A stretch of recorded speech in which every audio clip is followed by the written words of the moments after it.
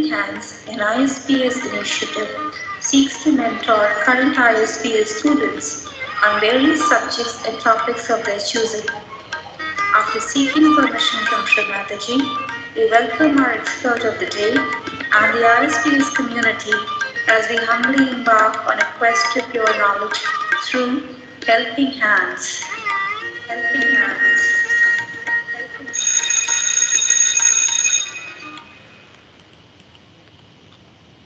We welcome everybody to Helping Hands, an initiative that has been taken up under Shri Mataji's guidance, and with due permission from her, we welcome everybody.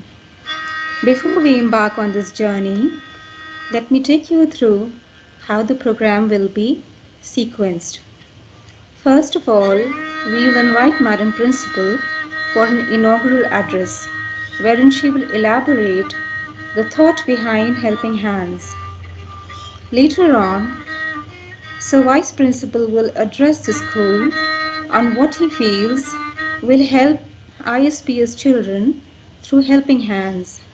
Later on, the stage will be occupied by the expert of the day, who will take you through a beautiful journey, answering all your questions.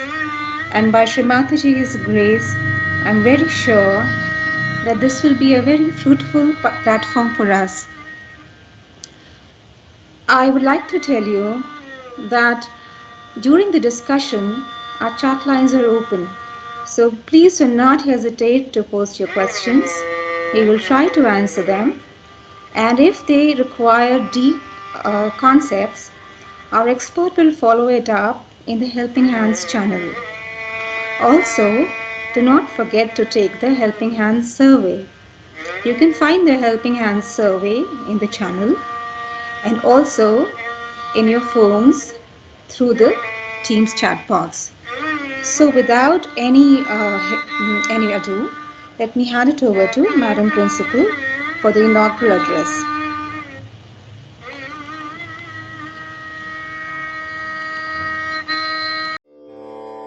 Jai Shri Mataji to one and all present here.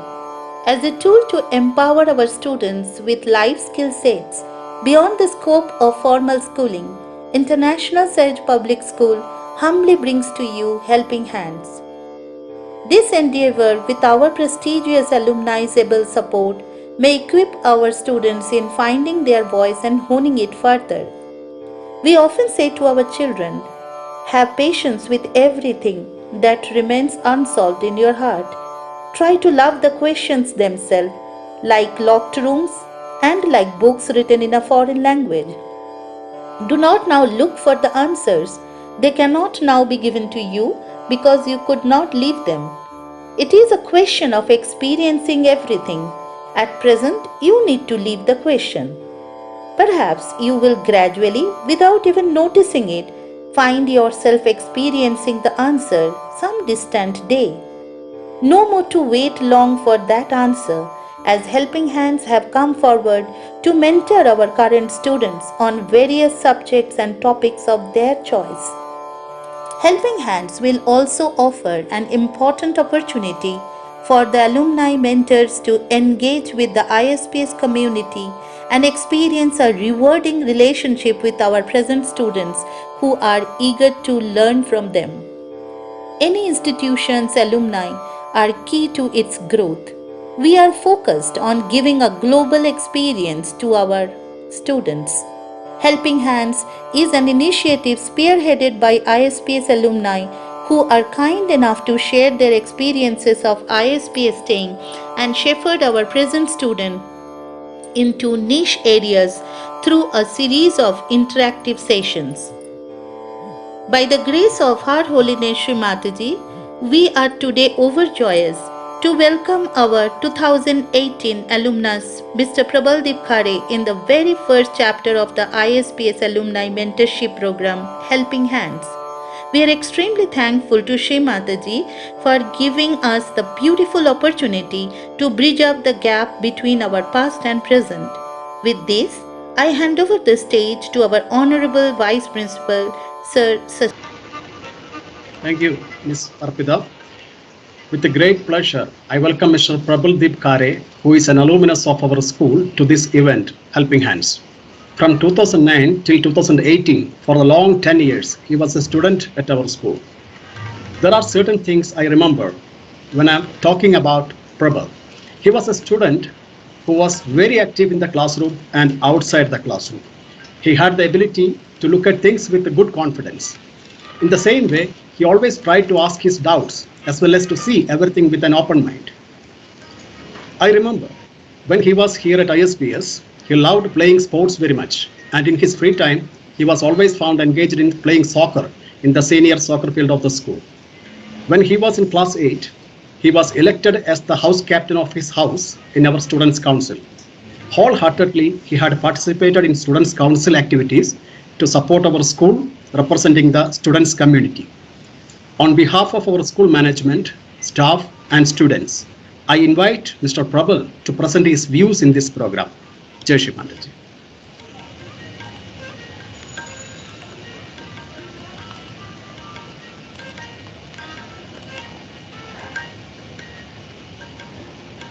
Hello, everyone. Jai Shri Mataji. So, first of all, I would like to thank Shri Mataji for inviting me to talk to all of you. And I'd also like to thank the principal and Sir Baby to think of me as an alumni worthy of talking to you, especially being one of the first people to talk to you.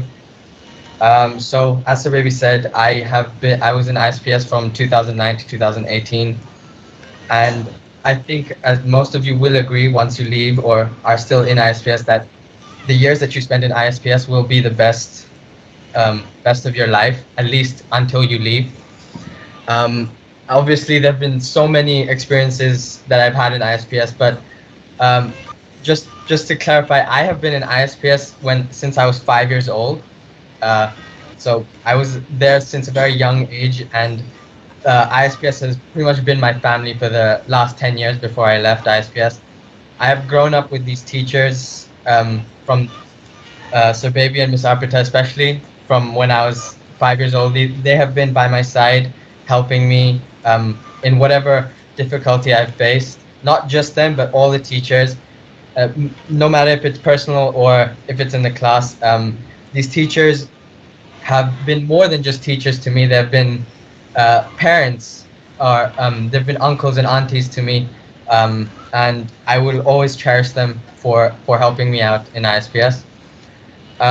So I left ISPS in 2018 um, to for my class 11 and 12, because studying in India, it's, I mean, more advantageous not to be in ISPS because of the fact that ISPS is a very protective place, and you should grow up in an environment where you're protected and are safe from external influences. But there comes a time in your life where you have to take the next step and see the world beyond, and share your knowledge of what you have learned in ISPS to the world. And I believe that 10 years for me was the right time to leave after 2018.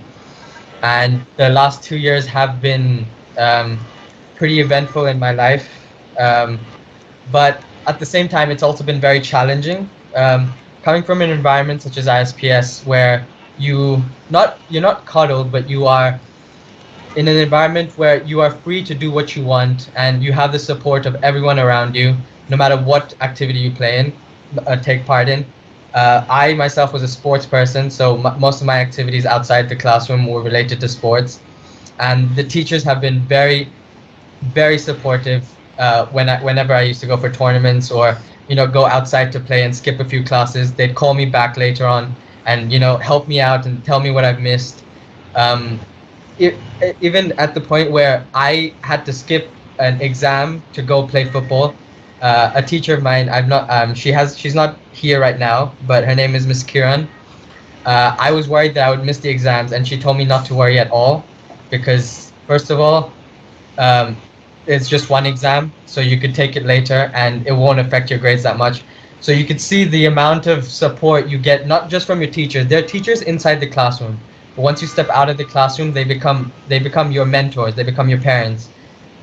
So the support you get from ISPS is tremendous.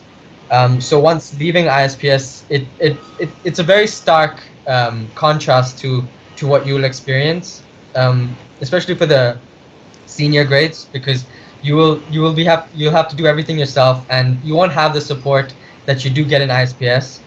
At this point, it's very important to stay focused and have faith in what you believe in, and do be balanced in whatever you're doing.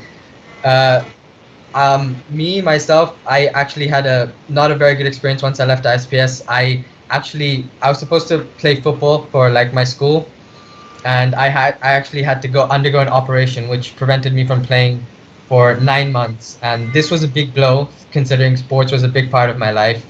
At this point, it's very hard to keep faith in whatever you're doing, and you start questioning everything and everyone around you. um, at this point, it's very difficult to stay focused, and that is where you have to make sure that you stick to your roots, and you have faith in Shri Mataji, and you meditate, because you will encounter people that aren't Saj yogis, obviously, and it's important to keep them at a distance. But like my friend Vinay said once to me, that you should make friends, but you should make them, you should be friendly with them, but not familiar. So you have to keep your boundaries, but at the same time, you don't want to catch or, be influenced by people around you, especially at a young age, because it really does affect your future later on. So at this point, it's very important to stay balanced and focus on Shrimataji and have faith in faith in whatever is going on around you, and appreciate everything that you have been given, especially by the school, to guide you for your future encounters with people that you have no idea about. Um, yeah, it's one more thing that I have noticed in ISPS is that I was guilty of it too, is especially for class 9 to 12.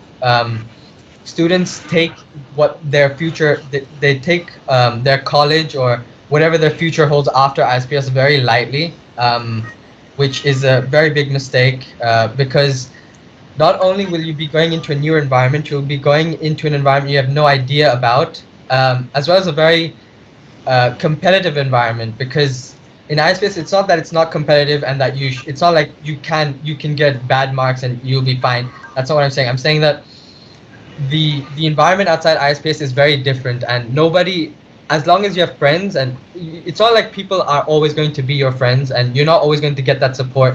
And it's important to know what you want to do after ISPS, not like what job or career or whatever you want to pursue later on in life, but up to the point where what you want to be doing for your university or what you want to be doing for yourself after ISPS.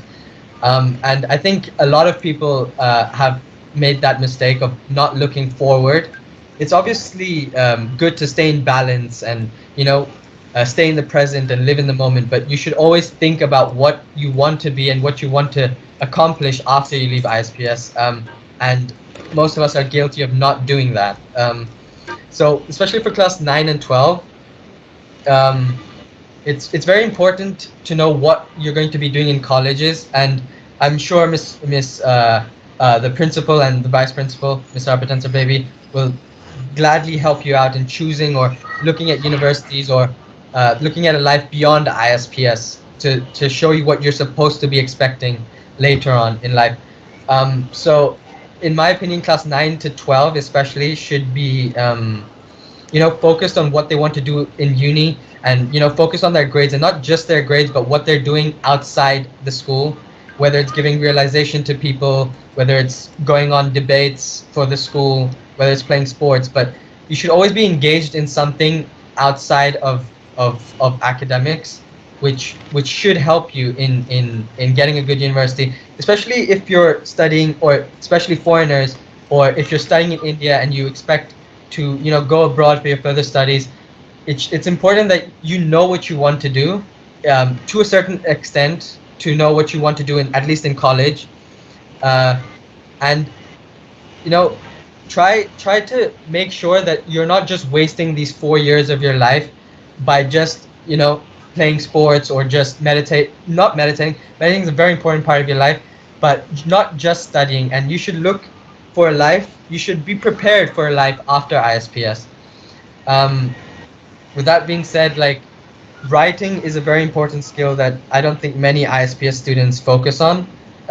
Not just writing for like essays and stuff, but writing in a way that you show or you express your thoughts in such a way that the person reading it understands where you come from, understands the difference that is within you than from anybody else. Um, I and Yeah. Um, about the juniors, you guys should live a be very, very mindful about your meditation. I have made the mistake of not taking meditation very, uh, taking it as a responsibility for myself when I was a junior, which um, obviously shouldn't be done. You guys should meditate, but you should be more carefree. Don't take everything too seriously, and listen to your seniors, which is a very important part of being in ISPS. I guess, yeah, that has been my experience, yeah, outside ISPS and within ISPS.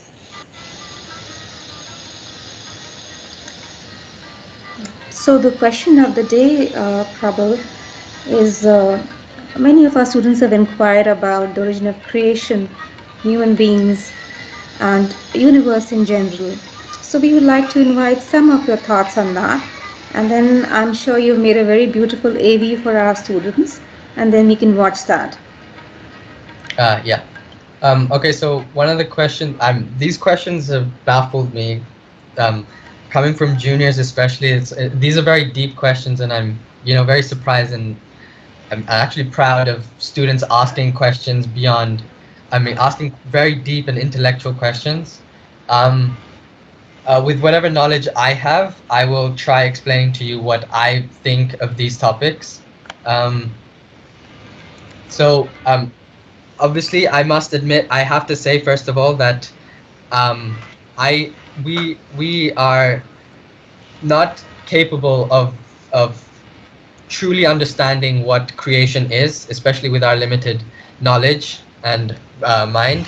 So with that, I have obviously I've gotten these questions a while back, and I've researched on them. And instead of connecting with what I think about these topics, it's important that you, the students especially, connect with Shri Mataji on these topics and understand her points, and understand what she's trying to say about these certain topics. So creation, I'm going to quote what she said. So we can say that the process of creation is an eternal process. So it cannot have a starting point, and it cannot have an ending point.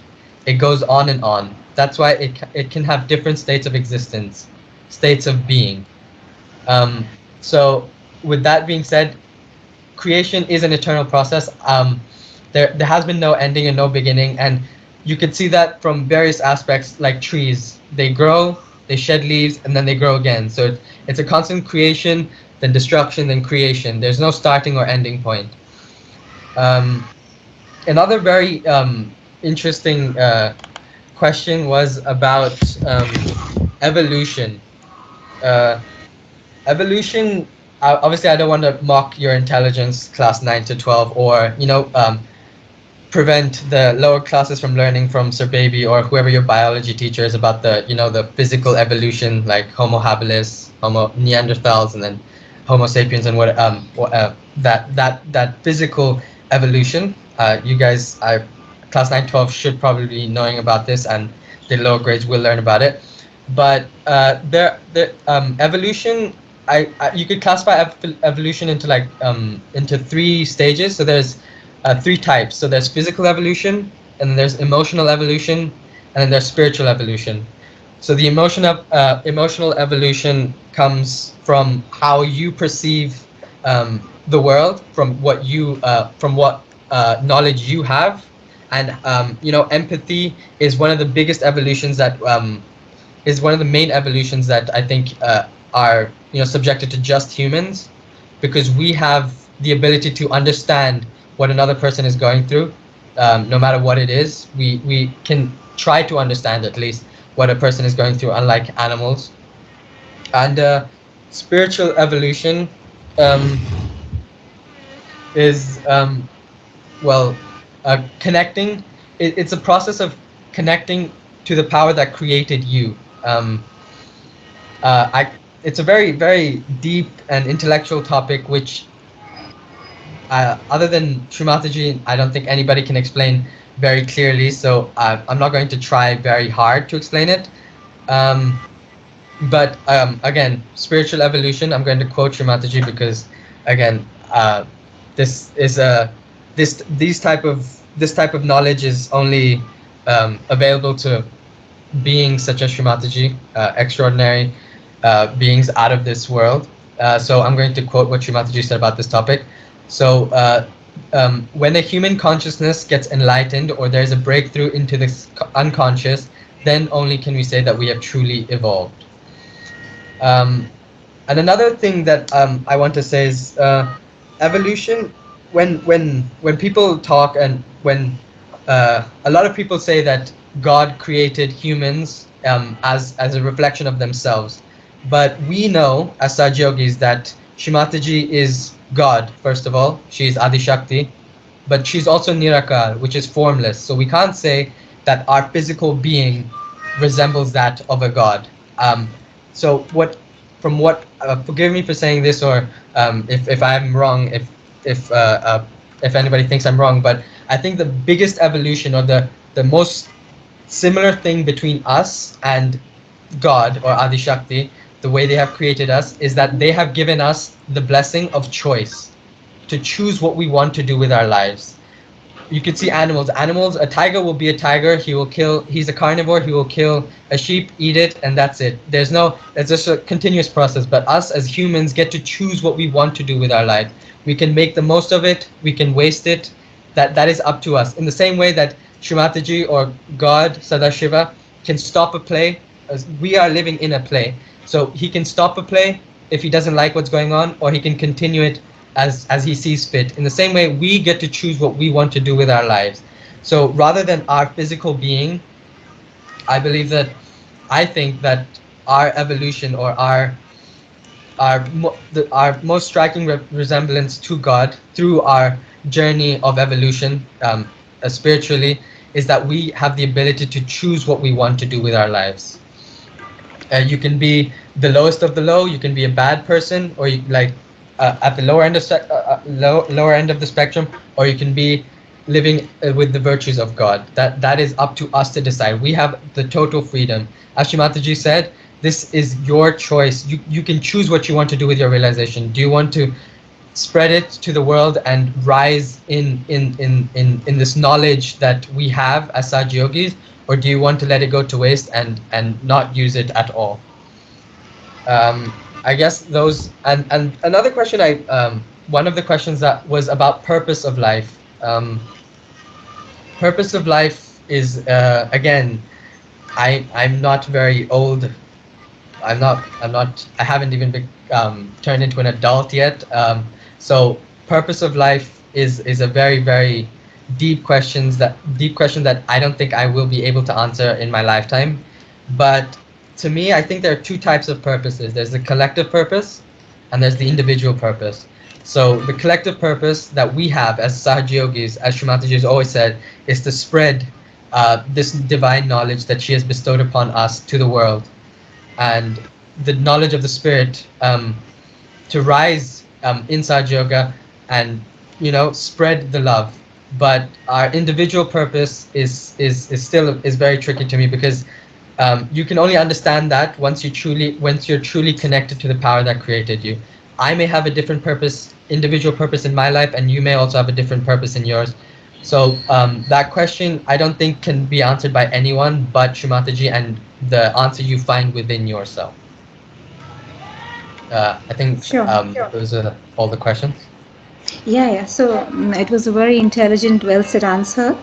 So, with your permission, we'd like to share the AV, which is based on creation, universe, and Adishakti, and various miracles that she unfolded. After this AV, we'll invite questions so that there can be an interactive session.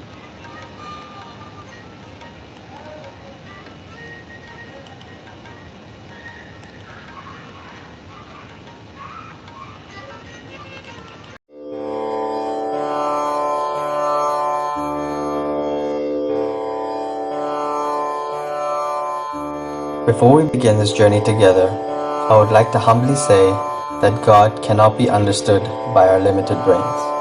We can only feel God in our chakras through vibrations.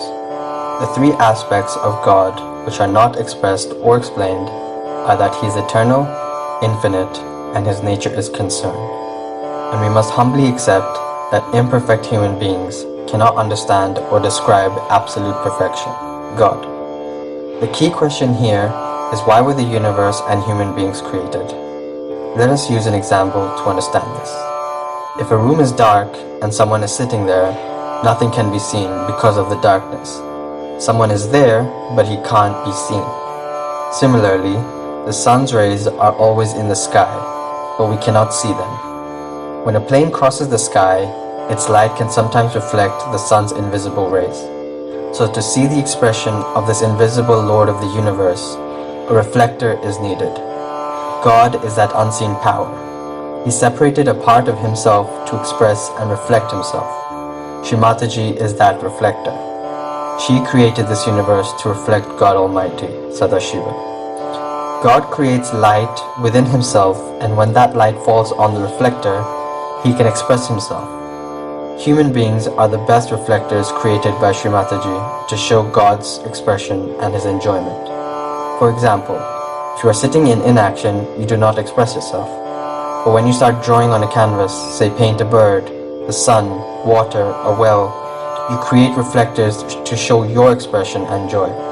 Similarly, a potter makes various clay jars, bowls, to reflect his expression. The Adi-Shakti, Shri Mataji, is the painter and potter, and she has created human beings as reflectors who can mirror God's expression.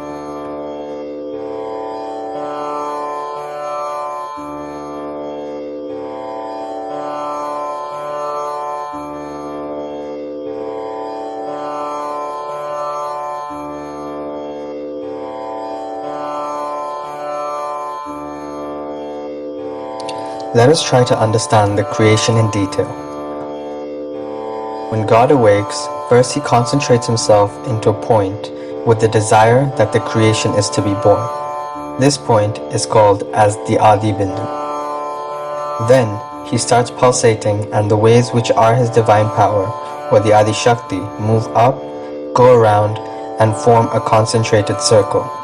This circle is called as Adi Valay. Here, from one he has turned into two, the witness and his power, which is moving. This power is the primordial mother. The mother bestows all the powers of the father on herself for creation, and in acceptance of his desire, she garlands him through a parabolic movement called as pradakshina. This is the first movement of the Adi-Shakti, and through this she assumes the infinite and eternal nature of the father.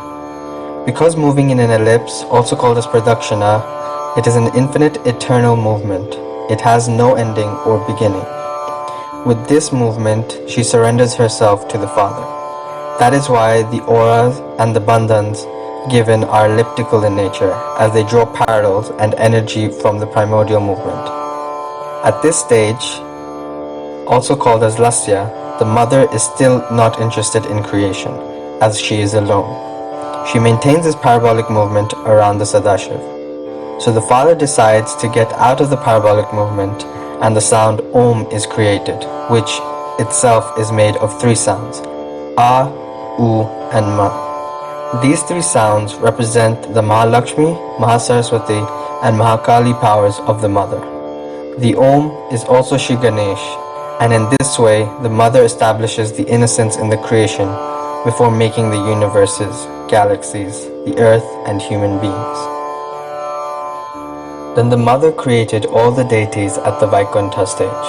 Then the void was created, where the sun, moon, and the whole universe was placed by the Mahasaraswati power. The circular movement of this power led to it being congested at one point. Due to intense congestion, the Big Bang took place and fragments were created. All these fragments rubbed each other due to the movement and took a circular form. The Mahasaraswati power created the outside, and the Mahakali power gave them existence. The Mahalakshmi power evolved the matter. For example, in an atom, say sulfur dioxide, sulfur is on the top and the two oxides are at the tail end, but the whole time this atom is vibrating. These vibrations come from the center of the atom and give it existence. So the interplay between the three powers, Shri Mahalakshmi, Shri Mahasaraswati, and Shri Mahakali, makes a life form. The Adi-Shakti evolved this universe to the current stage through her movements. To give a small example, she, as Devi Bhagavati, brought the earth close to the moon, and when due to intense cold ice was formed, she took it close to the sun, which is when the ice melted and the water came into being. Then, she took the earth to the right distance so that life can be born here. Through many such divine efforts, the right mix was involved so that the Adi-Shakti could incarnate and through Sahaja Yoga take the human beings into the fourth dimension where Sri Sadashiva could be felt within them through vibrations. The reason for the creation was God's love. It was due to this love He created the Adi-Shakti, and it was this love because of which the Adi-Shakti created her child, the universe. In each atom of the universe, God sees His reflection and expression, if the reflectors are thoughtless and reactionless. This is the knowledge of the creation that Sri Adi-Shakti granted us through her lectures. However, if we turn these into thoughts and make them into mental concepts, we will create another barrier between Sri Sadashiva and His reflection in us. So, to truly unravel the mystery of existence and the universe and to permeate with it, we must know that these cannot be understood through the mind or thoughts. We should transcend the mind without any thoughts and reactions into that vast ocean of thoughtless awareness, when our every moment is filled with it and we leave behind the human habits of thoughts and reactions. God becomes our brain through a perfect reflection. We lose our duality and the mystery of universe is truly realized within. But also Adi-Shakti, through her Mahasaraswati power, has created the 5 elements. Before everything else, she created a Tanmatra, as you call it. I mean, if I go into details, it's going to be too much for you.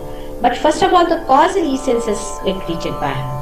But if I say like this, there won't be anything false. If I say that just by seeing by her sight, by her drishti, she has created this light. Just by her breathing, she has created air. Because her desire is the last one. Because she desired there should be air, she created air. Like that, her smell has created the causal gandha, which has created this Mother Earth. And it has started from her only, from her desires. By her desiring it, it was created for her. And that's how it was created in the whole universe, which was later on made into earth, moon, sun, and all these things. Actually, it was her mere desire which brought forth this.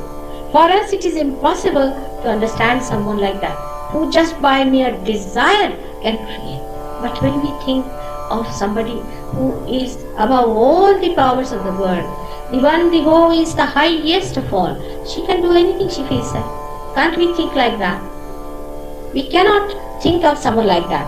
We think of God, who is almighty, we call Him. But when we talk of His mights, we start laughing. How can it be?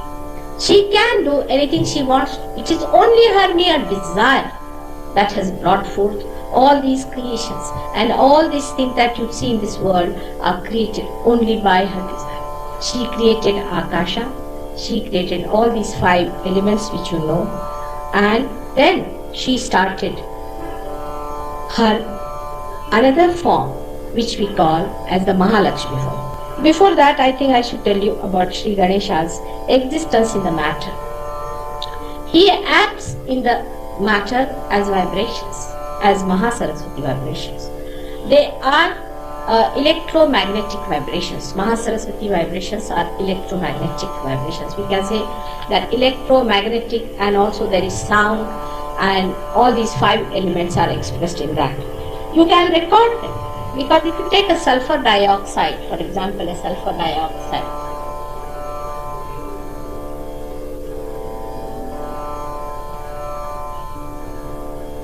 and 2 oxygen and 1 sulfur, and if you wash them properly under a very highly you can try, I don't know if people have tried it, but you can try and find out. And put it under a very highly developed microwave, microscope, you can say. You can see that the oxides, oxygen things, and sulfur is stationary, but these 2 are vibrating. They are vibrating, there's a vibration going between these bonds. They can be isometric also, they can be symmetric, they can be even, uneven, and they can be expanding and closing like that. So there are 3 types of vibrations we find, and the 4th side is nothing but Shri Ganesh himself, who is controlling. So this we can see with our naked eyes, if you want to see, even if you are realized or not. From where does these vibrations come? In the minutest paramanu, as you call the molecules. In a molecule, how do you get these vibrations? Can you explain? It is so much. Sukshma sukshmatara sukshma. The powers of Ganesha are very, very subtle, and they enter into the matter and create this kind of vibrations, which you can even see and record, electromagnetic vibrations in even a one small little molecule. So we have in these, as I told you, into the periodic level, periodic laws of elements, you can find out that all the elements are divided into 8 types. Just see, how can all the elements be divided into 8 parts without somebody being there? Can you do something without organizing a proper chart of these elements? Just think about it. You see, when we challenge God, we have to understand that in this world, everything is so well organized. There are 8 elements spread out so well, placed so well, and it has a particular style of behavior. And every element is different in numbers and protons, and these numbers are very well calculated in such a manner that the end of this and the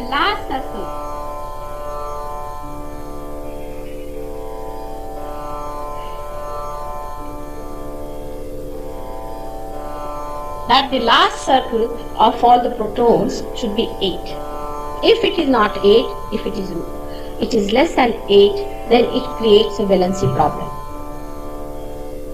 It is so well organized that even you study this, if there is anybody who knows a little bit of chemistry, you know. So if you know chemistry, it's such a wonderful thing. We take it for granted. We think it is our right to have the matter so well organized for us. But the valencies are all depending on such a nice organization of these 8 protons at the outer thing. This is all done through the Mahasaraswati power. But the vibrating force, now see, there is a vibrating force. This is all done through the, as I told you, through the Mahasaraswati power she creates. Now the vibrating force keeps it existing. Matter also exists, it must exist. If it does not exist, nothing can exist. So the existence force is given through the Mahalakshmi force, Mahakali force, which is acting through Shri Ganesh, who is sitting at the nucleus. He is sitting at the nucleus of every. Can you imagine how much it must be? Every molecule and every atom. You cannot understand the finiteness of it. Now see, say take one element like gold. How many molecules it has? Can you calculate? Beyond us. How many, yes, you can say atoms it has. We just cannot calculate. And then how many Ganesha's pictures must be there? This is how is it achieved. Is another thing which I will tell you if I come in the way. How infinite reflections are got into, and why there are two things like Shiva and Adishakti. The reason is it has to create an infinite reflection. How do you create an infinite reflection? Do you know that? Anybody who knows physics?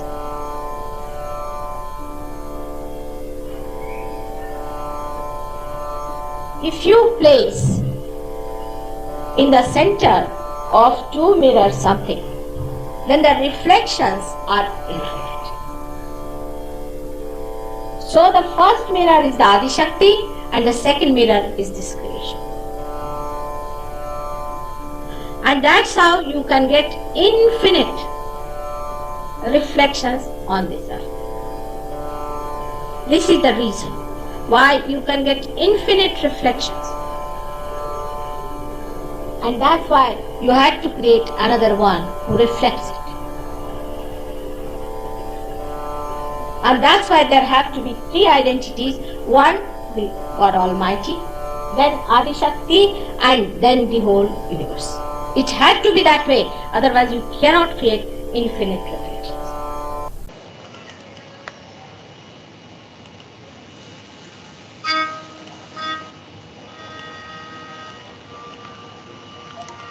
So after this beautiful knowledge by Shri Mataji, our chat lines are open. So children, if you have any questions, Prabal will answer them for you.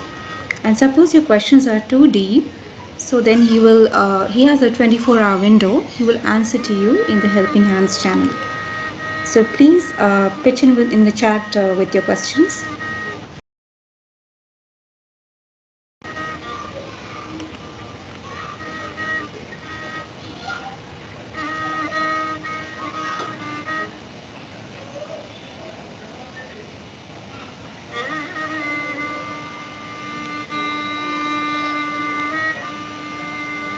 It seems our children have gone into meditation because there are no questions actually.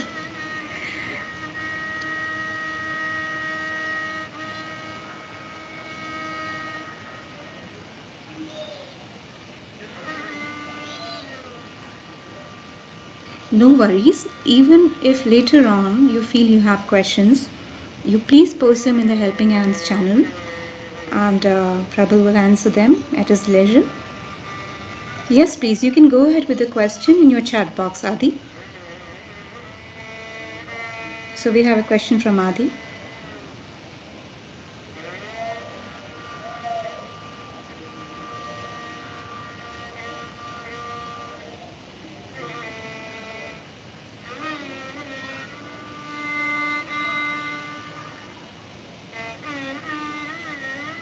Also, Anand has a question meanwhile. He's asking, how did the universe start? Again, that's a very, very deep question. But to my knowledge, obviously, I'm pretty sure you know about how scientists would describe it through the Big Bang. But I believe in the one of the videos that Miss Prakriti showed, it talked about a cosmic energy that congested everything to itself, and because of that congestion, there was an intense amount of energy which split everything and spread everything far and wide, and there was the other energy through Shri Mataji which formed everything else around it. Again, that's a very deep question. I'll get a better answer to that, but I think if you watch the video again, the one Miss Prakriti showed, I think the second one, it goes into more detail about that. Yeah, actually in that video, it starts from when Sri Sadashiv wants to have this desire of creating.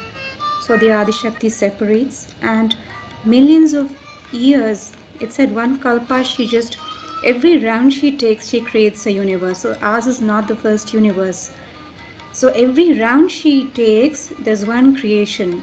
And then it goes into her left side. So there are many such universes. So it basically starts from the desire of Sri Sadashiv, as was shown in the video. Next question is from Hiram. He says, how does a galaxy form? I believe that the answer is somewhat similar to how the universe formed. I think the video would describe it, but I think along the same that question could be answered along the same lines as how the universe started. It obviously a cluster. Obviously, if you want a physical, a physics type of explanation, then so a galaxy would be formed through. So there's this very big mass, very heavy, dense mass at the center, and then along which obviously there are solar systems, which again are formed with a very heavy mass, ours with the sun, and planets or celestial bodies revolving around it. So there's this one heavy mass, and then there's the lighter masses, and then there's again a lighter mass, and then so on and so forth. So there's just one heavy mass, a lot of solar systems, and everything moves in the same orbit as everything else. I think that would answer it kind of physically, but with like a physics type of explanation. But to go more in depth, I think you have to either I could answer this in more detail maybe some other time. And it was in the video, it was shown that every matter is done by the Ma Saraswati principle. So when she moves and condenses herself, her movement is the galaxy actually. So all the matter is Shri Mahasaraswati, the existence is Shri Mahakali, and the sustenance is Shri Mahalakshmi. And as we heard in the video, it is Shri Adishakti. So just her desire is enough to create. Yeah. The next question from Krish is, sorry, you were saying something? Yeah, what's the next question? The next question is from Krish. He says, my question is, did heaven form first or the Big Bang? So I think this was also answered in the video. So Shri Adishakti first created the Vaikuntha, which is the mind of the Virata, where all the gods are created. Then the void was created, and within the void, the Big Bang happened, and then the galaxies. So I think that was also in the video. Sadananda has another question. How are gods formed? So again, I think that was again in the video, because when the Adishakti desires, they just manifest. This question is from Keshav. He is having two questions. One is, why are human beings made? And why are human beings suffering on animals and plants? The second part, I think, is what he means is, why do human beings sort of aggress our earth? Maybe right. That's what he means. Yeah, okay, so for the first part, why are human beings created? As we've been told, that we are made as reflections of God.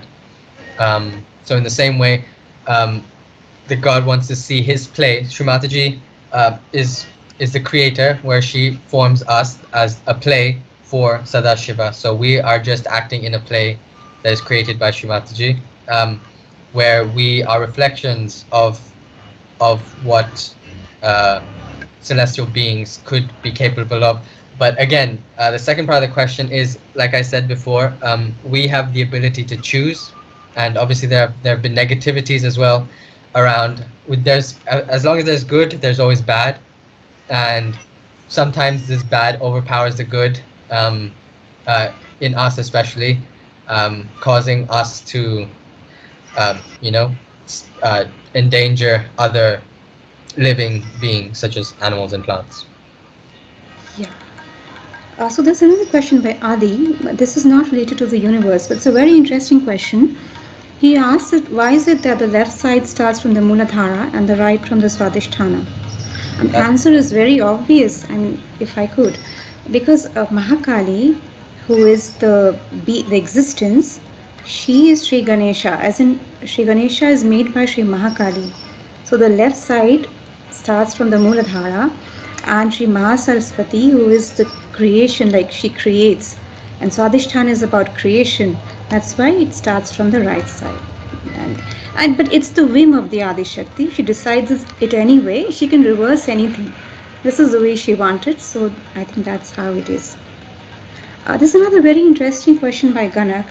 He's saying, will there be another Big Bang to save the humanity before it's destroyed? What are the changes? So this is a very futuristic question.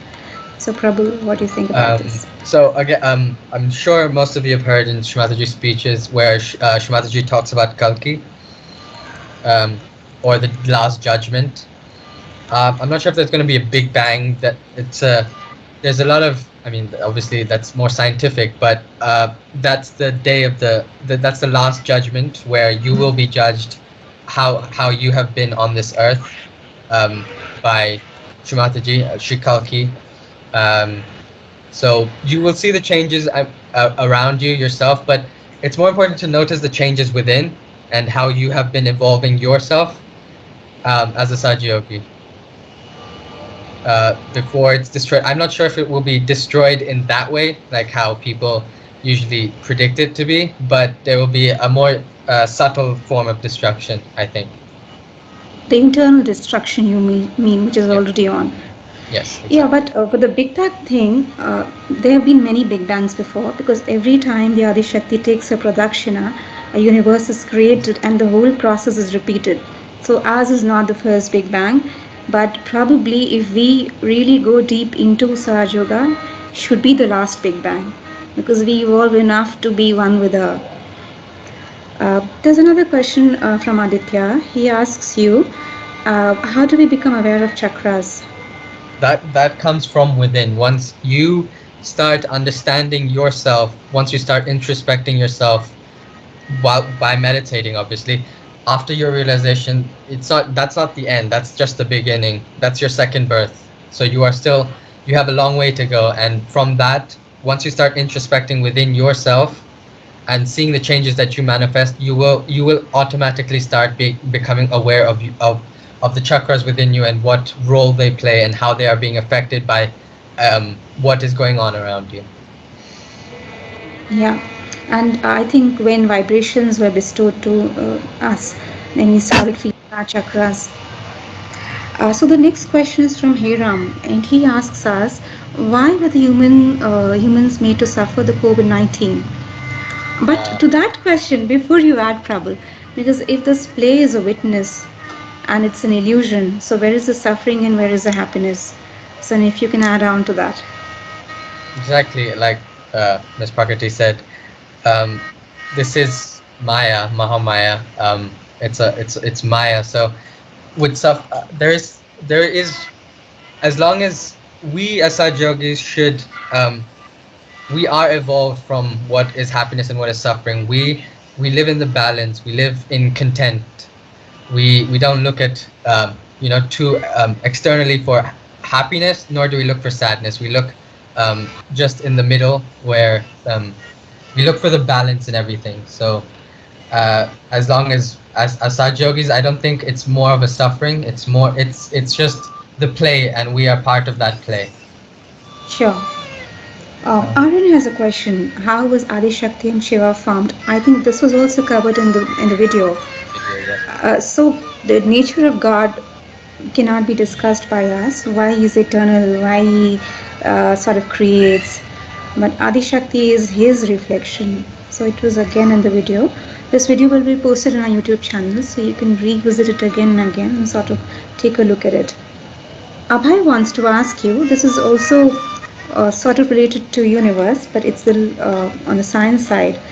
What is black hole and what is inside it? Okay, so a basic definition would be a black hole is a very, very dense object.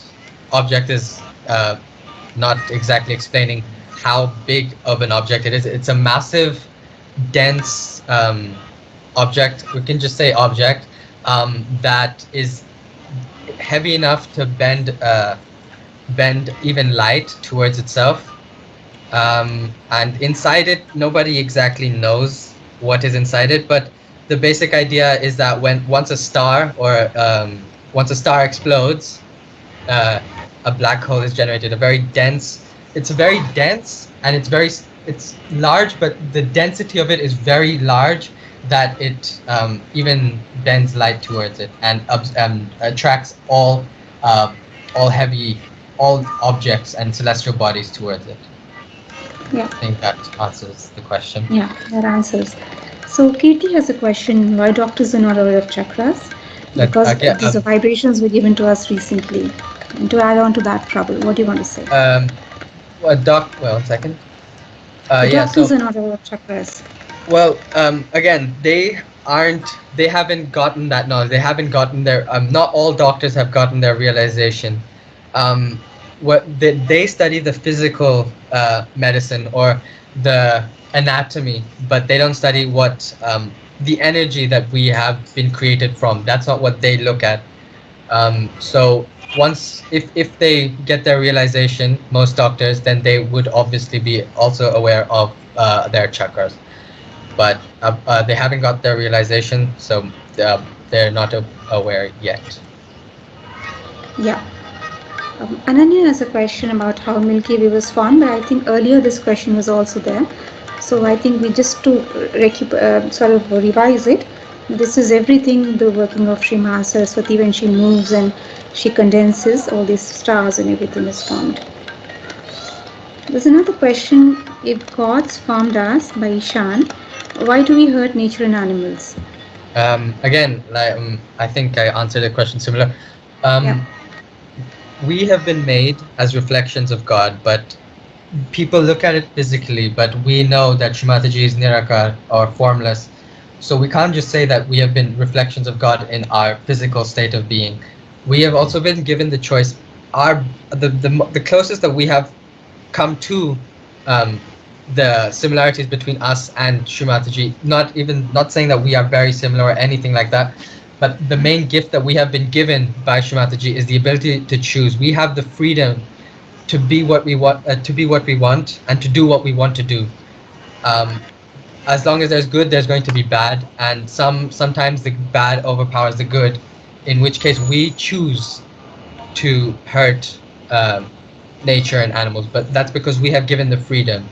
If we weren't given the freedom, we would just be animals. We would only know one thing, and we would not be there would be nothing else aside from it. But us humans have been given the choice to be good or to be bad, or to follow the truth or stray from it. And as long as you follow the truth, you will be in good hands. Sure. So Varta has another question: what came before Big Bang?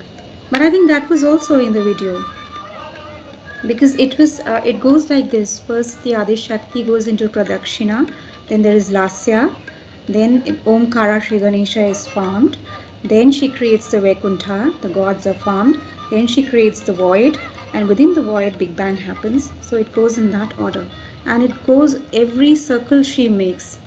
So every Pradakshina, this whole process is repeated. Krish is another question: if humans were created after God, then why didn't God give all the knowledge to the humans, and why we are still sort of evolving? But God is giving us knowledge, right, Prabhu? And maybe Exactly. we were not ready, like if we were amoebas, we could not have understood it. What do you have to Uh, add to that? yeah. So again, we have all the knowledge that we need to do good, but the other thing we have is the freedom to choose what we want to do with that knowledge. If people don't want to use that knowledge, that's up to them. um, us as such yogis understand the depth of this knowledge and its importance, and that's why we follow it.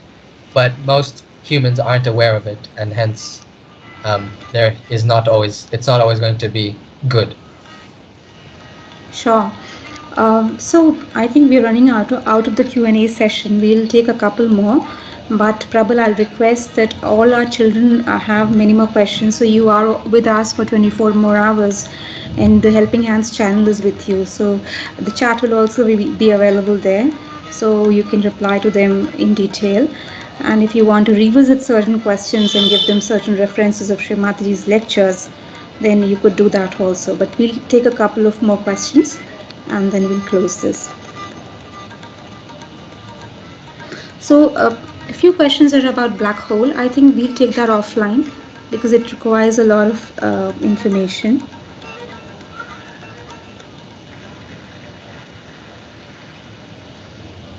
Just two more questions we'll take. Okay.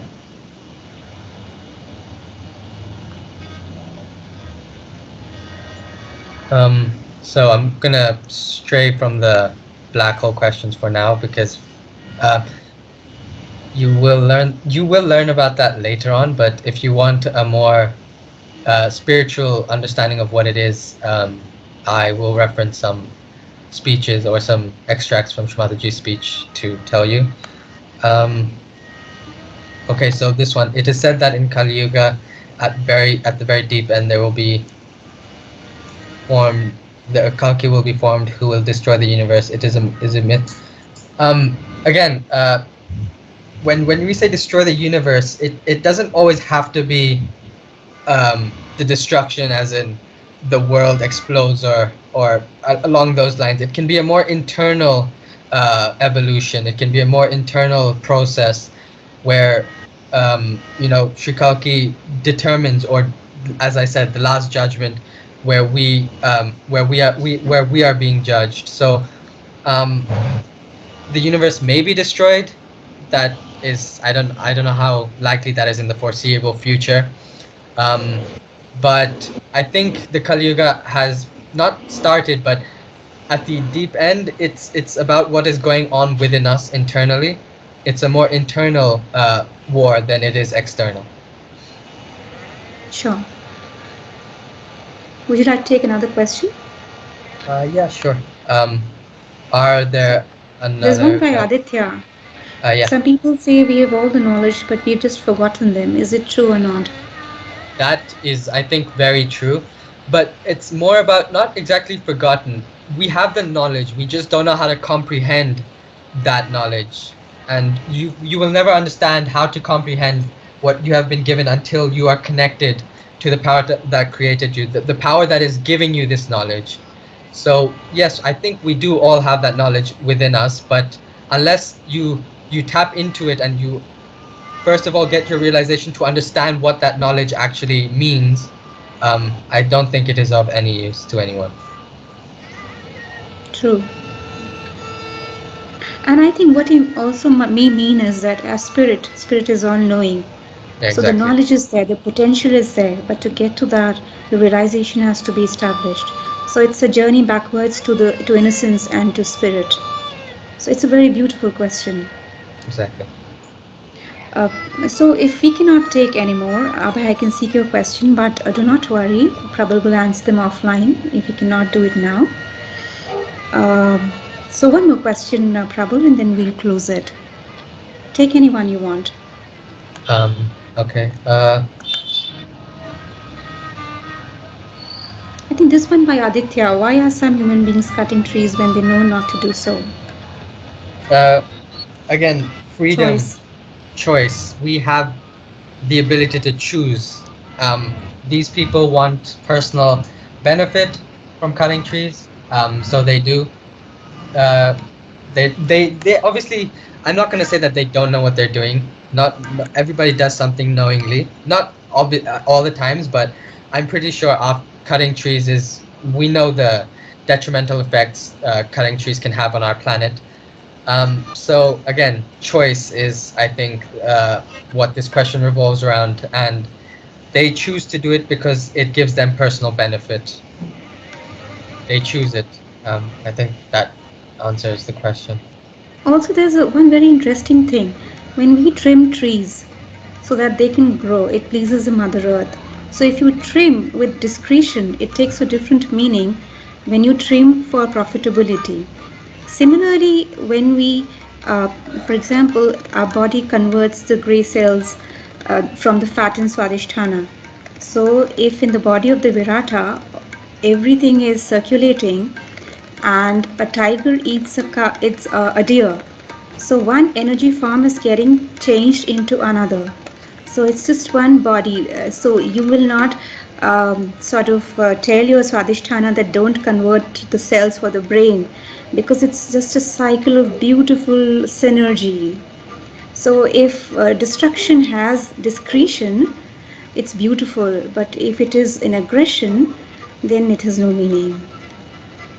So I think we can close the question and answer session now.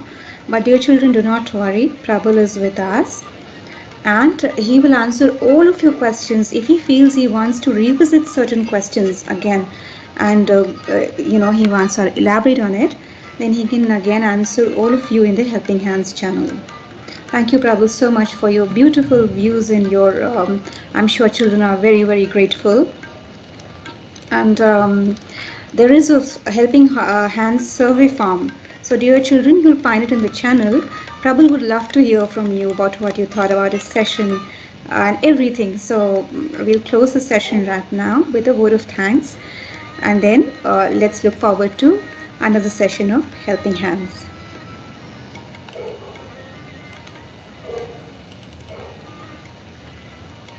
Say Shri thank you, Mother, for organizing this beautiful program called Helping Hands. And thank you to Prabhu for being the first one to share his knowledge and experience and support with us. Mother, please make us your hands with Helping Hands.